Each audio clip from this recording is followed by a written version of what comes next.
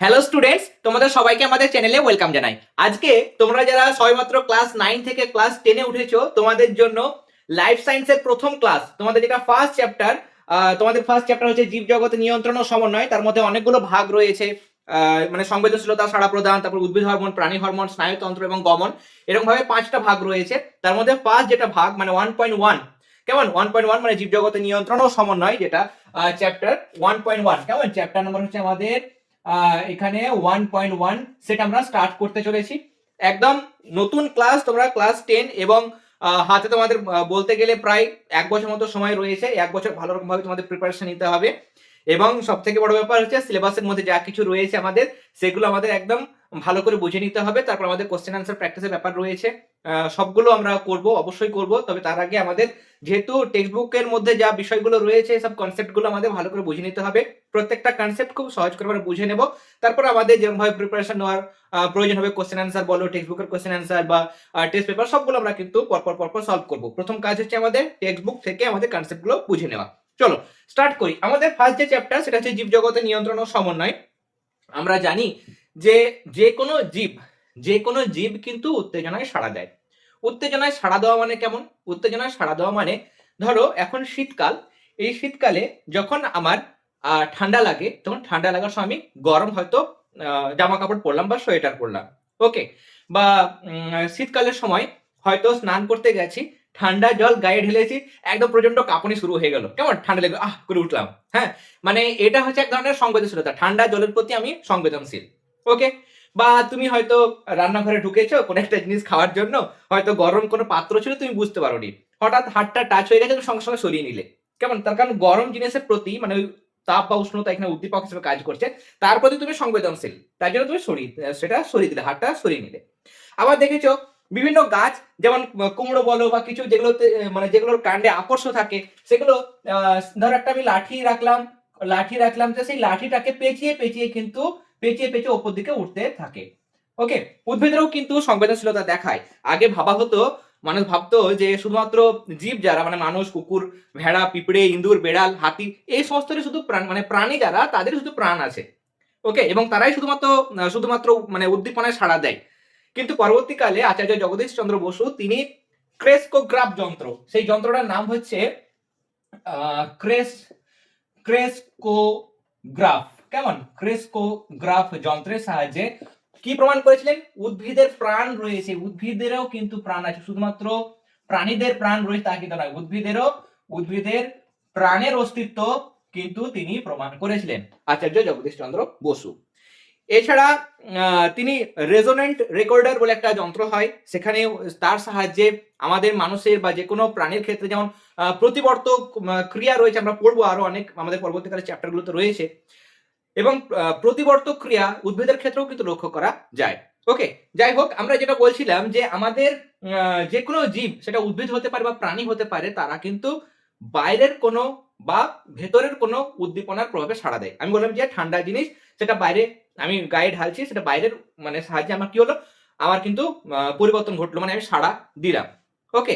তাহলে আমি এখানে বারবার একটা কথা ব্যবহার করছি, সেটা হচ্ছে বাইরের কোনো জায়গা থেকে মানে উদ্দীপক থেকে আমরা উদ্দীপনা গ্রহণ করছি, ওকে। এবং একটা মনে আমাদের প্রশ্ন জাগছে যে উদ্দীপক আসলে কি বা উদ্দীপক কাকে বলে, ওকে। দেখবো আমরা অবশ্যই পরপর সব আলোচনা করব। এবং উদ্দীপকের পাশাপাশি আমাদের এই যে চ্যাপ্টারটা হচ্ছে যে মানে আমাদের সংবেদনশীলতা আছে, সংবেদনশীলতা আসলে কি, প্রথমে আমরা দেখব সেটা হচ্ছে যে উদ্দীপক উদ্দীপক আসলে কি। উদ্দীপক বা স্টিমুলাস মানে হচ্ছে যে অভ্যন্তরীণ হতে পারে, শরীরের ভেতরে কোনো মানে প্রভাব হতে পারে, এবং বাইরের কোনো শক্তি হতে পারে। তাহলে জীবদেহের ভেতরের বা বাইরের কোনো শক্তি যেগুলো আমরা গ্রহণ করি, আমরা মানে যে কোনো জীব, উদ্ভিদ বা প্রাণী হতে পারে, সেটা গ্রহণ করার মাধ্যমে তার প্রতি যখন আমরা কোনো সাড়া দিই, যখন আমরা সাড়া দিই, তখন সেই বাহ্যিক বা অভ্যন্তরীণ সেই শক্তিকে আমরা বলবো উদ্দীপক। তাহলে বাহ্যিক বা অভ্যন্তরীণ যে শক্তির প্রভাবে নির্দিষ্ট ব্যবস্থাপনার মাধ্যমে জীব মানে সাড়া প্রদান করে বা সাড়া দেওয়ার ক্ষমতা জন্মায়, তাকে বলবো আমরা উদ্দীপক। উদ্দীপক মানে আমরা দেখলাম যে ঠান্ডা গরম, সেটা যেমন আমরা উদ্দীপক পাচ্ছি, বা উদ্ভিদরাও কিন্তু উদ্দীপনায় সাড়া দেয়, কিন্তু প্রাণীদের সঙ্গে উদ্ভিদের একটু পার্থক্য রয়েছে। সেটা হচ্ছে আমরা প্রাণীরা খুব সহজে সাড়া প্রদান করি এবং আমাদের প্রাণীদের উদ্দীপনায় সাড়া দেওয়ার ক্ষমতা যেটা সেটা কিন্তু খুব দ্রুত ঘটে, খুব র‍্যাপিড, খুব ফাস্ট ঘটে। কিন্তু উদ্ভিদের উদ্দীপনায় সাড়া দেওয়ার ঘটনাটা প্রাণীদের মতো অত দ্রুত বা মানে একদম র‍্যাপিড কিন্তু ঘটে না। খুব ধীরে, ধীরে ঘটে। ওকে? তার জন্যই কিন্তু আগে ভাবা হতো যে উদ্ভিদ হয়তো উদ্দীপনায় সাড়া দেয় না। কিন্তু আচার্য জগদীশ চন্দ্র বসু কেসোগ্রাফ যন্ত্রের সাহায্যে দেখলেন যে উদ্ভিদে প্রাণ রয়েছে এবং রেজোন্যান্ট আ মানে রেকর্ডার যন্ত্রের সাহায্যে প্রতিবর্ত চাপ বা প্রতিবর্ত ক্রিয়া নিয়ন্ত্রণ মানে তার লক্ষ্য করেন এবং উদ্দীপনায় যে সাড়া দেয় এই সমস্ত ঘটনাগুলো কিন্তু তিনি পর্যবেক্ষণ করেন। ওকে? এবং উদ্ভিদ খুব ধীর গতিতে উদ্দীপনায় সাড়া দেয়। এবং আমরা দেখলাম যে উদ্দীপক হচ্ছে যে এক ধরনের শক্তি, সেটা বাইরে থেকেও হতে পারে বা শরীরের ভেতর থেকে কোনো জীব গ্রহণ করছে এবং তার প্রতি সে সাড়া প্রদান করছে। নির্দিষ্ট জিনিসের প্রতি তার সাড়া প্রদান করছে। যেগুলোকে আমরা বলবো উদ্দীপক। এই উদ্দীপক ক ধরনের হয়? তাহলে উদ্দীপকের যখন আমরা সংজ্ঞা দিচ্ছি তখন আমরা দুটো কথা বলছি। এক হচ্ছে বহিঃস্থ উদ্দীপক। বহিঃস্থ কথা বলছি যে সমস্ত উদ্দীপনাগুলো শরীরের বাইরে থেকে গৃহীত হয় সেগুলো হচ্ছে বহিঃস্থ। তাহলে বহিঃস্থ উদ্দীপক। আর একটা হতে পারে আমার অভ্যন্তরীণ, মানে শরীরের ভেতরেই। শরীরের ভেতরেই হতে পারে। ওকে, শরীরের ভিতরেই কিন্তু আমাদের হতে পারে। বহিঃস্থ উদ্দীপক মানে কি? বহিঃস্থ উদ্দীপক মানে যে সমস্ত উদ্দীপনা আমরা বাইরে থেকে গ্রহণ করি এবং তার প্রভাবে আমরা বা যেকোনো জীব সাড়া প্রদান করে, সেই সমস্ত উদ্দীপক যেগুলো বাইরে থেকে আমাদের শরীরে আমরা গ্রহণ করার মাধ্যমে তার প্রতি আমরা সাড়া প্রদান করি, সেগুলোকে বলবো আমরা বহিঃস্থ উদ্দীপক। বহিঃস্থ উদ্দীপক কেমন হতে পারে? আমার বহিঃস্থ উদ্দীপক হতে পারে আলো, আলো, তাপ, কেমন? তারপরে স্পর্শ হতে পারে, কেমন? আলো, তাপ, স্পর্শ হতে পারে, জল হতে পারে, কেমন? বায়ু প্রবাহ হতে পারে, বায়ু প্রবাহ, জল মানে জলের স্রোত, কেমন? এরকম, বা জল হতে পারে, এমনি জলের উৎস হতে পারে। ওকে, এগুলো হচ্ছে বহিঃস্থ উদ্দীপক যার প্রভাবে আমরা জীবেরা মানে উদ্ভিদ বা প্রাণী এরা কিন্তু সাড়া প্রদান করি। এই সমস্ত উদ্দীপনাগুলো আমরা বাইরে থেকে গ্রহণ করি। আমাদের রিসেপ্টর থাকে, গ্রাহক থাকে, তার সাহায্যে উদ্দীপনা গ্রহণ করি এবং তার প্রভাবে আমরা সাড়া প্রদান করি, যেগুলো আমরা স্নায়ুতন্ত্র যে চ্যাপ্টার রয়েছে আমাদের সেটাতে আরো ডিটেলসে বুঝতে পারবো। তাহলে বহিঃস্থ উদ্দীপক হতে পারে। ২ নম্বর হচ্ছে অভ্যন্তরীণ উদ্দীপক, মানে আমাদের শরীরের মধ্যেও আমাদের বিভিন্ন বয়সে নানা রকম পরিবর্তন ঘটে। তোমরা এখন যে বয়সে রয়েছো মানে বয়ঃসন্ধিকাল, সেটা হচ্ছে ঝড়-ঝঞ্ঝার কাল। নানা রকম পরিবর্তন কিন্তু ঘটে। তোমরা পড়ে এসছো ছোটবেলা থেকে, ক্লাস 8 থেকে পড়ে এসছো। কেমন? এবং সেখানে আমরা জানি যে আমাদের শরীরে নানান রকমের ক্রিয়াকলাপ সেগুলো কিন্তু হরমোন দ্বারা নিয়ন্ত্রিত হয়। কেমন? হরমোন হচ্ছে একটা রাসায়নিক পদার্থ এবং তার প্রভাবেও কিন্তু আমরা সাড়া প্রদান করি। অভ্যন্তরীণ উদ্দীপকের একটা উদাহরণ কিন্তু হয়ে যাবে এখানে হরমোন। কেমন? অভ্যন্তরীণের ক্ষেত্রে আমরা কি বলবো? অভ্যন্তরীণের ক্ষেত্রে আমরা বলবো হরমোন। ওকে, হরমোন একটা অভ্যন্তরীণ উদ্দীপক যার সাহায্যে কিন্তু উদ্ভিদেরও কিছু কিছু হরমোন রয়েছে, আমরা পড়বো অক্সিন, জিববেরেলিন, সাইটোকাইনিন, এই সমস্ত হচ্ছে উদ্ভিদ হরমোন। প্রাণীদের মধ্যে আরো অনেক হরমোন রয়েছে, ইনসুলিন রয়েছে, গ্লুকাগন রয়েছে, তারপরে আমাদের অ্যাড্রিনালিন রয়েছে, কেমন? টিএসএইচ রয়েছে, আরো অনেক হরমোন কিন্তু রয়েছে। তার সাহায্যে কিন্তু নানা রকমের পরিবর্তন আমাদের প্রাণীদের মধ্যে দেখা যায়। কেমন? সেরকম উদ্ভিদ দেহের মধ্যেও উদ্ভিদ হরমোন থাকে, প্রাণীদের মধ্যে প্রাণীর হরমোন থাকে, যেগুলো আমাদের পরবর্তী চ্যাপ্টার রয়েছে। তাহলে হরমোন হচ্ছে এক ধরনের অভ্যন্তরীণ উদ্দীপক। আর কি হতে পারে? রসস্ফীতি। রসস্ফীতির মার্কারটা আমাকে চেঞ্জ করতেই হবে, বুঝতে পারলে? রসস্ফীতির তারতম্য মানে হ্রাস বৃদ্ধি। রসস্ফীতির তারতম্য লিখতে পারি বা হ্রাস বৃদ্ধি। মানে রসস্ফীতি মানে কি? আমরা যদি ধরো উদ্ভিদের ক্ষেত্রেই ধরলাম, উদ্ভিদের ক্ষেত্রে যদি কাণ্ডের বা যে কোনো পাতার মধ্যে বা পত্রবৃন্তের মধ্যে যদি রস মানে স্যাপ যেটা বলি, স্যাপ, রসের চাপ যদি বেড়ে যায় তাহলে রসস্ফীতি বেড়ে গেল।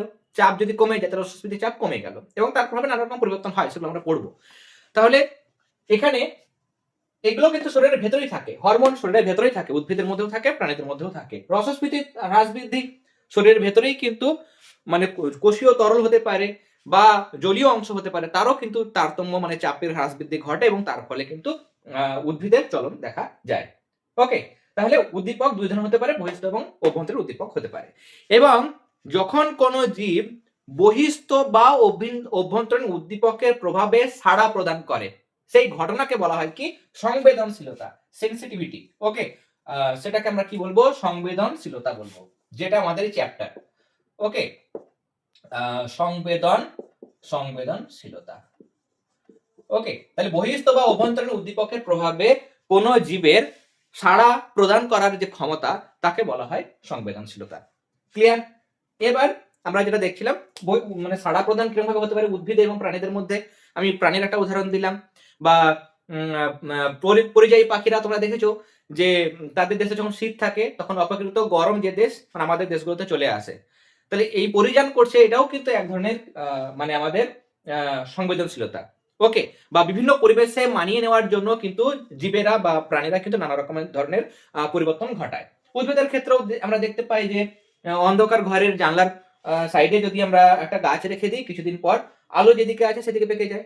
বা আমরা যে কোনো গাছে দেখেছি যে গাছের মূল বা শিকড় যেটা, সেটা মাটির নিচে যেদিকে জল আছে সেদিকে যায়, আর কাণ্ডটা জলের উল্টো দিকে, মানে যেদিকে আলো আছে সেদিকে যায়। তাহলে এগুলো হচ্ছে সব এক ধরনের সংবেদনশীলতার উদাহরণ। মানে এখানে উদ্দীপকগুলো নানা রকম হতে পারে, আলো হতে পারে, তাপ হতে পারে, জল হতে পারে, বায়ু প্রবাহ হতে পারে, স্পর্শ হতে পারে। এর অনুযায়ী আমরা কিন্তু ভাগ করব, চলনগুলোকে ভাগ করব।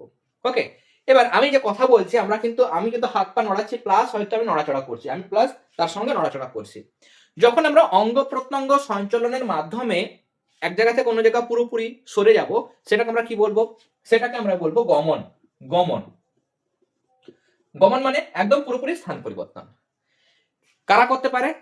আমরা মানুষ সহ সমস্ত প্রাণী, পিঁপড়ে থেকে শুরু করে ছোট প্রাণী থেকে একদম হাতি পর্যন্ত বড় সমস্ত প্রাণীরা কিন্তু এক জায়গা থেকে অন্য জায়গায় যেতে পারে। তাহলে অঙ্গ প্রত্যঙ্গ নড়াচড়ার মাধ্যমে বা সঞ্চালনের মাধ্যমে যখন কোনো জীব এক স্থান থেকে অন্য স্থানে যায় বা স্থান পরিবর্তন করে, তাকে আমরা বলবো গমন। তাহলে চলন কি? চলন মানে হচ্ছে শুধু মুভমেন্ট, শুধুমাত্র মুভমেন্ট করবো, অঙ্গ প্রত্যঙ্গ নড়াচড়া হবে, কিন্তু কোনোভাবেই এক স্থান থেকে অন্য স্থানে যেতে আমরা পারবো না, সেটাকে আমরা বলবো চলন। সেটাকে কি বলবো? চলন বা মুভমেন্ট। আমি এখানে দাঁড়িয়ে আছি, আমি দাঁড়িয়ে মুখ নড়াচ্ছি, হাত পা নড়াচ্ছি, কিন্তু আমি সরছি না, তাহলে সেটা হচ্ছে চলন। চেয়ারে বসে যদি আমি পড়াচ্ছি, ধরো সাপোজ চেয়ারে বসে আমি হাত পা নড়াচ্ছি, অঙ্গি ভঙ্গি করছি, তাহলে সেটা হচ্ছে চলন। কিন্তু যখন আমি স্থান পরিবর্তন করবো, হাঁটা চলা করছি, এক জায়গা থেকে অন্য জায়গায় যাচ্ছি, যে কোনো পাখি হতে পারে, যে কোনো পিঁপড়ে থেকে যে কোনো প্রাণী এক জায়গা থেকে অন্য জায়গায় যাচ্ছে, সেটা কিন্তু গমন। এবার খেয়াল করো, চলন আর গমনের মধ্যে উদ্ভিদরা সাধারণত কি দেখায়? উদ্ভিদরা কি এক জায়গা থেকে অন্য জায়গায় যেতে পারে? উদ্ভিদরা কিন্তু কখনোই এক জায়গা থেকে অন্য জায়গা যেতে পারে না। তাহলে উদ্ভিদের মধ্যে কি দেখা যায়?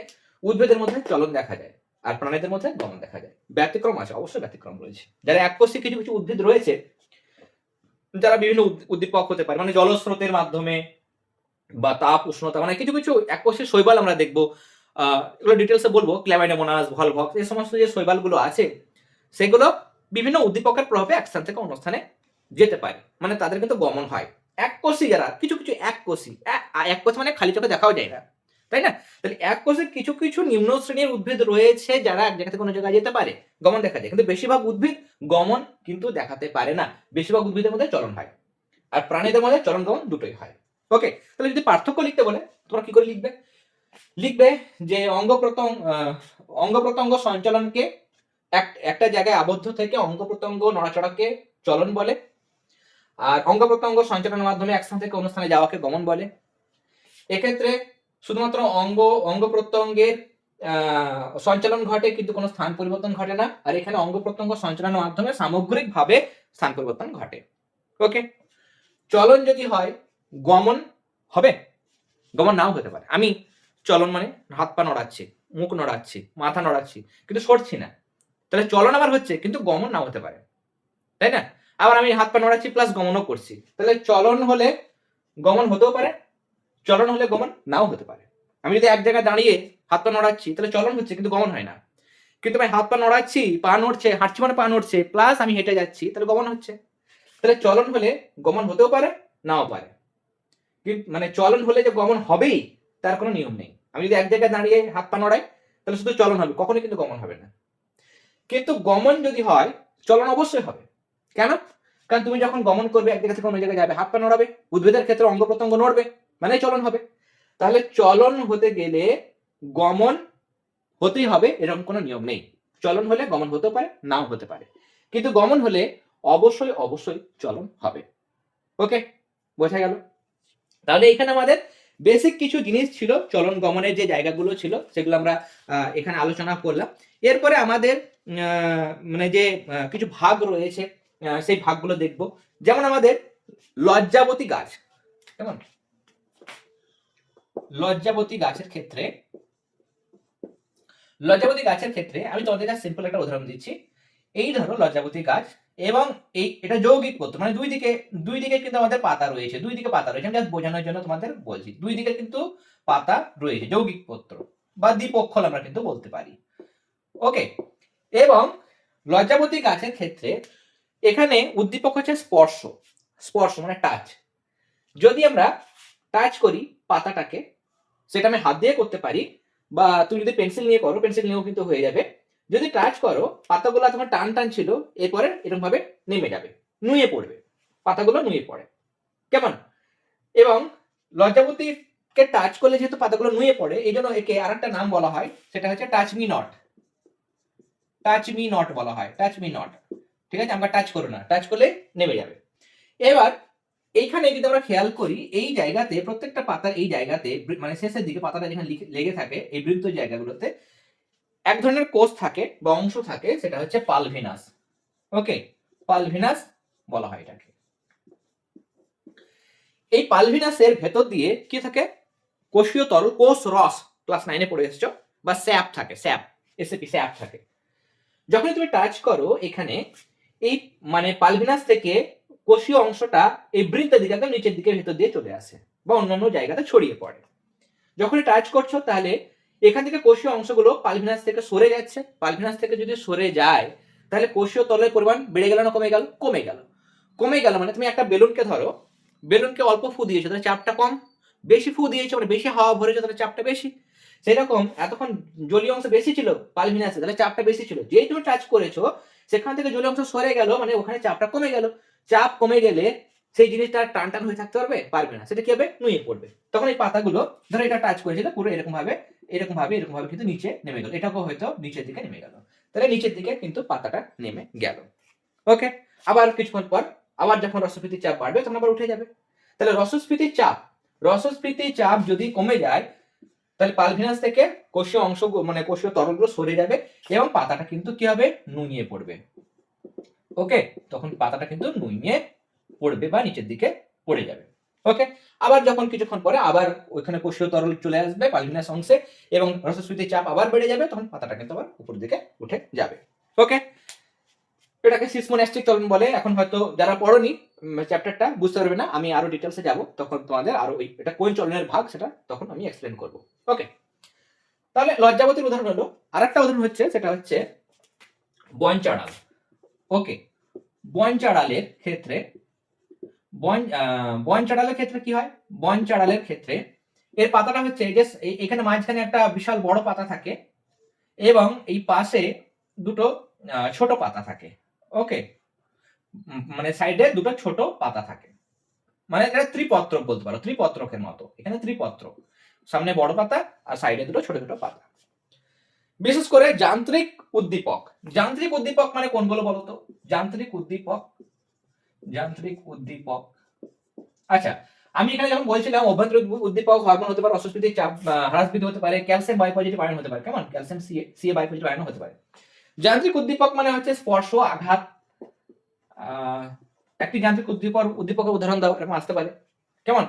স্পর্শ, আর কি বললাম? আঘাত বললাম, তাই তো? আঘাত, স্পর্শ, আঘাত, ঘর্ষণ মানে ঘষা লাগা। ওকে, এই জিনিসগুলো বিশেষ করে হয়তো শব্দ দিনের বেলাতে সাধারণত হয়। দিনের বেলায় হাওয়া বাতাস এগুলো বেশি বইছে, বা প্লাস শব্দের জন্য। বিশেষ করে যান্ত্রিক উদ্দীপকের প্রভাবে কি হয়, এই যে পাশের দুটো অনুফলক রয়েছে, অনুফলক মানে ছোট ছোট পাতা, ফলক মানে পাতা, আর মাঝের পাতাটা বড় পাতা, তাহলে সাইডে যে দুটো ছোট ছোট ফলক রয়েছে, অনুফলক রয়েছে, সেই দুটো কি হয়? পর্যায়ক্রমে উপরের দিকে ওঠে। ধর এই পাতাটা এখানে চলে আসলো, এখানে চলে আসলো, এটাও কিন্তু উপরের দিকে উঠলো, তাহলে এটা উপর দিকে কিন্তু চলে যায়। একই সঙ্গে এই পাতাটা দুটো কিন্তু এই ছিল, এইরকম ভাবে উপরে ওঠে, নিয়ে আবার কিছুক্ষণ পর আবার নামে, আবার ওঠে, আবার নামে, এরকম ভাবে চলে। একবার উঠলো, এরপরে আবার পাতাটা কি হবে? এরকম ভাবে, ড্রয়িংটা আমি মানে ড্রয়িং আমি ঠিক মতো করতে পারি না এই সমস্ত জিনিসগুলো। ওকে, আমি তোমাদের আগে বলে দিলাম, এরকম ভাবে তোমাদের বোঝানোর জন্য জিনিসটা তোমাদের করে দিচ্ছি, সাইন্টিফিক ভাবে জিনিসটা বলে দিই অ্যাকচুয়ালি কি হয়। তাহলে আমাদের যান্ত্রিক উদ্দীপকের প্রভাবে বনচাঁড়ালের মাঝের পাতাটা বাদ দিয়ে পাশের দুটো যে মানে পাতা থাকে, কেমন? সেই দুটো পাতা পর্যায়ক্রমে একবার ওঠা, একবার নামা, ওঠা নামা, ওঠা নামা, এরকম ভাবে কিন্তু চলতে থাকে। এই ধরনের যে চলন, এই ধরনের চলন, এটাও কিন্তু রসস্ফীতির তারতম্য, এখানেও কিন্তু পালভিনাস থাকে এবং রসস্ফীতির তারতম্যের জন্যই কিন্তু ঘটনাটা ঘটে। ওকে, এবং এই ধরনের চলনের একটা বিশেষ নাম রয়েছে, সেটা হচ্ছে প্রকরণ চলন। ওকে, প্রকরণ চলন কিন্তু বলা হয়। রসস্ফীতির তারতম্যের কারণে কিন্তু এই ধরনের চলন ঘটে। ওকে, এরপরে আমরা আর দুটো চলন তোমাদের সম্পর্কে মানে ওই সম্পর্কে আমি বলবো, এটা আমি ক্লিয়ার করে দিচ্ছি। ওকে, আর দুটো টার্ম মাধ্যমিকে দেখো প্রত্যেক বছর কিন্তু যদি আমরা খেয়াল করি প্রত্যেক বছর কিছু কিছু নতুন প্রশ্ন আসে, নতুন প্রশ্ন কিন্তু আসে লাইফ সায়েন্সের ক্ষেত্রে। ওকে, তার জন্য কিছু কিছু এক্সট্রা আমাদের সিলেবাসের মধ্যে রয়েছে, কিন্তু কিছু কিছু এক্সট্রা আমাদের টার্ম, কিছু জিনিস, সংজ্ঞা এগুলো আমাদের জানতে হবে। ওকে, এবং বিষয়গুলো খুব সহজ সহজ সহজ সহজ করে আমরা যদি বুঝে নিই, জানা থাকে, যদি আমাদের আননোন প্রশ্ন আসে তাহলে আমরা পারবো করতে। ওকে, দুই ধরনের চলন, আর দুটো চলন দেখবো বলছিলাম, সেটা হচ্ছে আচ্ছা, সেটা হচ্ছে রোটেশন। একটা হচ্ছে রোটেশন, কেমন রোটেশন দেখবো, আর আরেকটা দেখবো আমরা এখানে করছি সার্কুলেশন। পরিণত উদ্ভিদ কোষের ক্ষেত্রে তোমরা জানো ক্লাস 8 থেকে পড়ে এসছো যে পরিণত উদ্ভিদ কোষের ক্ষেত্রে ভেতরে, কোষের ভেতরে একটাই বড় কোষ গহ্বর থাকে, একটাই থাকে বড় কোষ গহ্বর। ধরো এই একটা উদ্ভিদ কোষ, পাশে আরো অনেক উদ্ভিদ কোষ রয়েছে, এখানে আমাদের কোষের নিউক্লিয়াসটা রয়েছে, এবং এই হচ্ছে আমার ভেতরে মাঝখানে বিশাল বড় কোষ গহ্বর। ভেতরে যেটা ফাঁকা জিনিস দেখতে পাচ্ছ সেটা কোষ গহ্বর, এটা নিউক্লিয়াস, এখানে সাইটোপ্লাজম জিনিসগুলো রয়েছে, বিভিন্ন জিনিসগুলো এখানের মধ্যে রয়েছে। ওকে, এবার উদ্ভিদ, পরিণত উদ্ভিদ কোষের এক্ষেত্রে একটা কেন্দ্রের মাঝখানে কেন্দ্রীয় যে কোষ গহ্বর থাকে, সেই কোষ গহ্বরকে ঘিরে প্রোটোপ্লাজমের যে আবর্তন, এখানে প্রোটোপ্লাজমটা পুরো কিন্তু এখানে কি হচ্ছে, ঘুরছে, প্রোটোপ্লাজমটা ঘুরছে। ওকে, প্রোটোপ্লাজমটা কিন্তু ঘুরছে, রাউন্ড রাউন্ড এটা ঘুরে যাচ্ছে। ওকে, তাহলে পুরো পরিণত উদ্ভিদ কোষের কোষ গহ্বরকে ঘিরে প্রোটোপ্লাজমের যে আবর্তন সেটাকে বলা হয় রোটেশন। তাহলে এখানে আমাদের কি হয়, এখানে আমাদের একটাই কিন্তু উদ্ভিদ কোষ থাকে। ওকে, একটাই উদ্ভিদ কোষ, মানে একটা উদ্ভিদ কোষ নয়, আমাদের একটাই বড় কোষ গহ্বর থাকে, এবং বড় কোষ গহ্বরকে ঘিরে আমাদের কিন্তু এখানে কি হয়, আমাদের প্রোটোপ্লাজমের কিন্তু আবর্তন ঘটে, প্রোটোপ্লাজমের আমাদের আবর্তন ঘটে। 1 মিনিট। ওকে, এবং সার্কুলেশনের ক্ষেত্রে কি হয়, সার্কুলেশনের ক্ষেত্রে কিন্তু মানে অপরিণত উদ্ভিদ কোষের ক্ষেত্রে আমাদের কি হয়, সার্কুলেশনের ক্ষেত্রে ধরো একটা বড় একটা কোষ রয়েছে, সেই বড় কোষের মধ্যে মাঝখানে নিউক্লিয়াস রয়েছে, এবং ধরো এখানেও আমাদের একটা কোষ গহ্বর রয়েছে, এখানে একটা কোষ গহ্বর রয়েছে, এখানেও একটা কোষ গহ্বর রয়েছে, এখানেও একটা কোষ গহ্বর রয়েছে, ছোট ছোট কোষ গহ্বর রয়েছে, এবং এখানে কোষ গহ্বরকে ঘিরে মানে প্রোটোপ্লাজমের আবর্তন ঘটছে। মানে প্রত্যেকটার ভেতরে ভেতরে কিন্তু কি হচ্ছে, এখানে প্রোটোপ্লাজমের আবর্তন ঘটছে। ওকে, মানে ছোট ছোট অনেকগুলো কোষ গহ্বর রয়েছে এবং প্রত্যেকটাকে ঘিরে প্রোটোপ্লাজমের আবর্তন ঘটছে। সেই যে চলন সেটাকে আমরা কি বলবো, সেই চলনটাকে আমরা বলবো সার্কুলেশন। ওকে, তাহলে রোটেশনের ক্ষেত্রে আমরা দেখছি যে আমাদের কেন্দ্রীয় একটাই কি রয়েছে, একটাই কোষ গহ্বর রয়েছে, এবং তাকে ঘিরে প্রোটোপ্লাজম ঘুরছে। কেমন, এটা পাতা শ্যাওলার কোষে দেখা যায়, পাতা শ্যাওলার কোষে এই ধরনের চলন দেখা যায়, একটাই কোষ গহ্বর, তাকে ঘিরে প্রোটোপ্লাজম আবর্তন করবে, এবং এখানে মাঝখানে নিউক্লিয়াস থাকে, অনেকগুলো ছোট ছোট কোষ গহ্বর থাকে, প্রত্যেকটা কোষ গহ্বরকে ঘিরে প্রোটোপ্লাজমের আবর্তন, সেটা হচ্ছে সার্কুলেশন। এটা কুমড়ো গাছের কাণ্ডের রোমে দেখা যায়, কুমড়ো গাছের কাণ্ডের রোম, এর মধ্যে কিন্তু এই জিনিসটা মানে সার্কুলেশনটা কিন্তু ঘটে।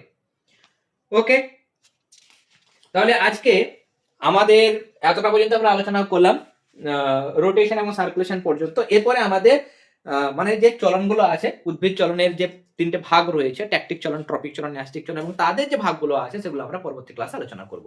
ওকে, আমাদের পেড গ্রুপ রয়েছে, তোমরা যদি পেড গ্রুপে অ্যাডমিশন নিতে চাও, এখানে দেখো আমাদের 4টে বিষয়, আমার হচ্ছে জীবন বিজ্ঞান, ভৌত বিজ্ঞান, এবং ম্যামের ক্ষেত্রে ইতিহাস ভূগোল। এই 4টে বিষয় আমরা পুরো নোটস, বেশিরভাগই টাইপ করা, কিছু কিছু হাতে লেখা নোটসও থাকে, সেই নোটসগুলো আমরা আমাদের পেড গ্রুপে পাঠাই, এবং আমার ক্ষেত্রে লাইফ সায়েন্স, ফিজিক্যাল সায়েন্সের বেশিরভাগই ক্লাস আমি দেওয়ার চেষ্টা করবো। ম্যামের ক্ষেত্রে ক্লাসগুলো ম্যাম দিতে পারবেন না, কিন্তু নোটসগুলো তো পাবে। কেমন, আমার 2টো বিষয় এবং ম্যামের 2টো বিষয় নোটস পাবে, এবং কোনো অসুবিধা হলে গ্রুপে তোমরা জেনে নিতে পারবে। ফার্স্ট টার্ম সেকেন্ড টার্ম টেস্টের আগে তোমরা কিন্তু সাজেশনগুলো পেয়ে যাবে। ওকে, তাহলে পরীক্ষার আগে সাজেশন নিয়ে ভাবতে হবে না, কোশ্চেন অ্যান্সার সমস্ত ইম্পর্টেন্ট নোটস সমস্ত কিছু পেয়ে যাবে এবং সারা বছরের ফি পেমেন্ট করতে পারো বা তোমরা অনেকে যেটা সুবিধা হবে সেটা হচ্ছে মাসে মাসে ফি। তার জন্য মাসে মাসেও ফি রেখেছি আমরা, একসঙ্গে অনেকে হয়তো পেমেন্ট করতে অসুবিধা বোধ করো, তার জন্য মাসে মাসে ফি রেখেছি। মাসে মাসে ফি দিয়ে তোমরা কিন্তু আমাদের পেড গ্রুপে যুক্ত হতে পারো। হোয়াটসঅ্যাপ নাম্বার দেওয়া হয়েছে, চাইলে হোয়াটসঅ্যাপ নাম্বারে যোগাযোগ করে পেড গ্রুপে অ্যাডমিশন নিতে পারো। ওকে, তাহলে তোমাদের এই 4টে বিষয় মানে আমাদের জীবন বিজ্ঞান, ভৌত বিজ্ঞান, ইতিহাস, ভূগোল সম্পূর্ণ নোটস রেডি থাকবে, ইম্পর্টেন্ট কোশ্চেন আনসার সমস্ত কিছু তোমরা পাবে এবং সাজেশন সবগুলো তোমরা কিন্তু সেই গ্রুপের মধ্যে পেয়ে যাবে। ওকে, আর ক্লাসগুলো তো আমি ইউটিউবে দিচ্ছি, তাহলে তোমাদের সম্পূর্ণ প্রিপারেশন 4টে সাবজেক্টের, এটা নিয়ে তোমাদের আর কোনো ভাবতে হবে না। ওকে, ইচ্ছুক থাকলে অবশ্যই হোয়াটসঅ্যাপ নাম্বারে যোগাযোগ করে তোমরা কিন্তু অ্যাডমিশন নিতে পারো। তাহলে আজকে আমরা এখানে ক্লাস শেষ করছি। অবশ্যই যারা প্রথমবার এসেছো চ্যানেলটি সাবস্ক্রাইব করে নিও। যে ক্লাস প্রোভাইড করলাম ক্লাসটি ভালো লেগে থাকলে অবশ্যই লাইক দেবে। অনেকগুলো বইয়ের আমরা টেক্সট বুক এবং রেফারেন্স বইয়ের আমরা রিভিউ প্রোভাইড করেছি। যারা প্রথমবার এসেছো অবশ্যই সেই ক্লাসগুলো তোমরা দেখে নিও। রায় মার্টিনের টেক্সট বুক সহ বিভিন্ন আমাদের প্রকাশনীর টেক্সট এবং রেফারেন্সের আমরা রিভিউ প্রোভাইড করেছি। অবশ্যই যাদের দেখা হয়নি দেখে নিও। ওকে, তাহলে আমরা আজকের ক্লাস এখানেই শেষ করলাম। তোমরা সবাই খুব ভালো থেকো। সবাইকে অল দ্য ভেরি বেস্ট।